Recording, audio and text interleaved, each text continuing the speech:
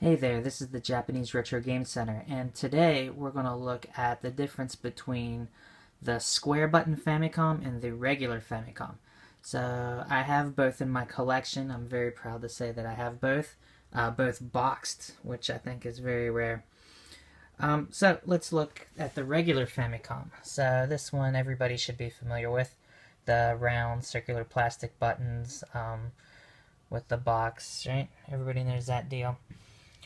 So, the square one, the original one, what does it look like? Well, just from the box, it looks pretty much the same. The controllers are even in the same formation, the console is at the same angle, all the font and everything is pretty much the same. Of course, this one has the square buttons, and this one has the round buttons. We'll look at the consoles here in a minute. Right now with the boxes are similar pretty much all the way around. As you look here, they're pretty much similar.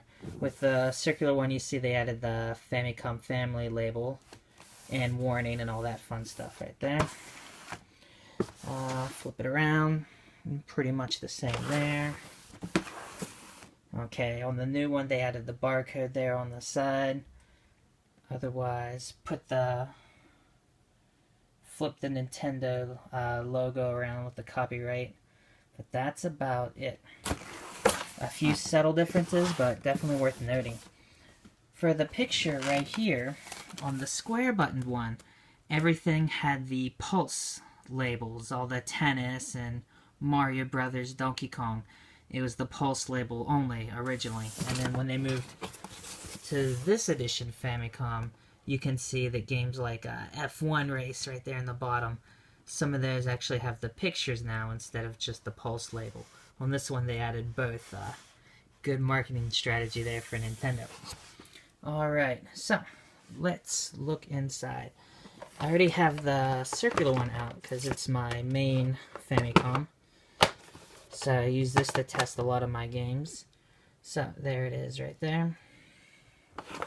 So still in pretty decent shape, still pretty white. Controller's a little beat up, but there you go, circular buttons, right?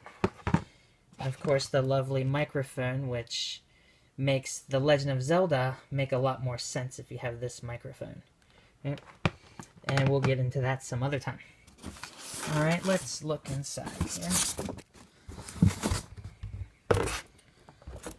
Alright. So, here we have everything. I have everything packaged up. I don't have the other one to show you, but the original AC adapter is quite different from the regular ones. So, I noticed that one a little more, it's actually blockier, even though they're blocky to begin with. So there's that. The RF switch, pretty much the same.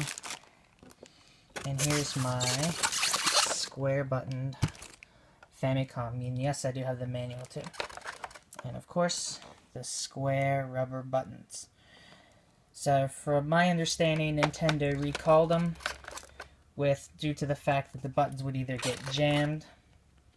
They would either get jammed or stuck, or the buttons would chip, get jammed into the controllers, stuff like that. So that's why they're harder to find than the regular Famicoms. I've seen a couple square button Famicoms. I've seen one where Controller 2 had the square buttons, but Controller 1 had the round buttons. So it's quite possible they had Controller 1 replaced, but didn't feel the need to replace Controller 2. So that was interesting. Anyway, so there's the manual there.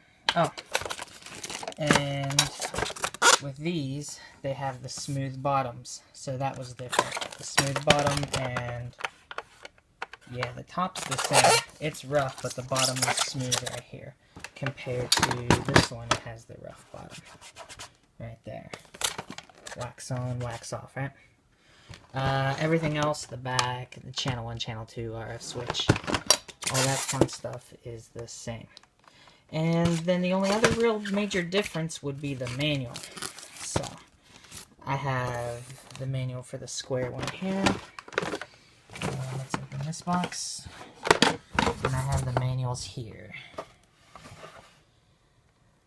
So with the regular Famicom, I have more stuff with it, more warning labels and advertisements, family basic stuff. I like this. This is really cool. The manga that they had. So they had a little manga here, how to play Famicom, what to do, what not to do, and a boy and a girl, and I think they had the little Famicom monkey here, maybe a Dragon Ball ripoff, right? So there's that. Definitely worth adding to your collection.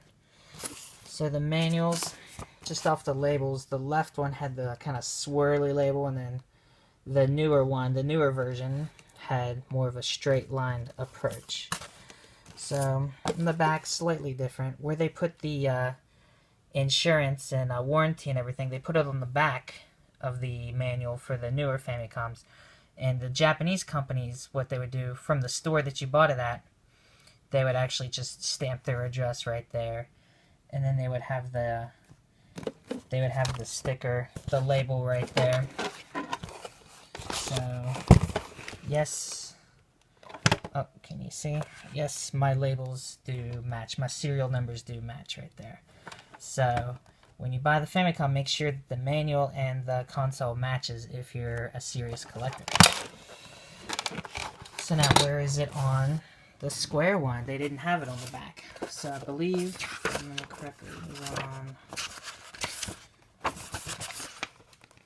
Was it in here? It's on the next to last page. I do have one.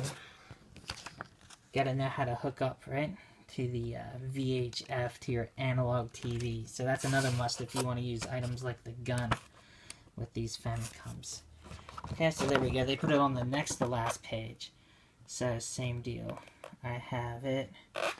And this one, I don't think had the sticker for it, unfortunately. So we just have to assume that it is the matching one. Well, it's definitely not the wrong one, so we're okay there. Alright, so that was that. And with the manual, a few of the pages are different. So there's a memo page in the newer one. It wasn't in the older one. And this one's falling apart. And some of the pages were different, like page 2, page 3, right? For example, I'll just get into it a little bit. Right, so page 2, page 3. For the older one, they just went right into setup, how to set it up, hook it up to your TV. And when they had the newer version, oh, we have a whole bunch more accessories. So like the gun and the family basics. So it gets more detailed and varies all the different RF hookups. And so from there it varies slightly, but that's pretty much it. Okay, so thank you very much. I hope you enjoyed the little Famicom instruction here. Had a good clinic here, so we'll see you again.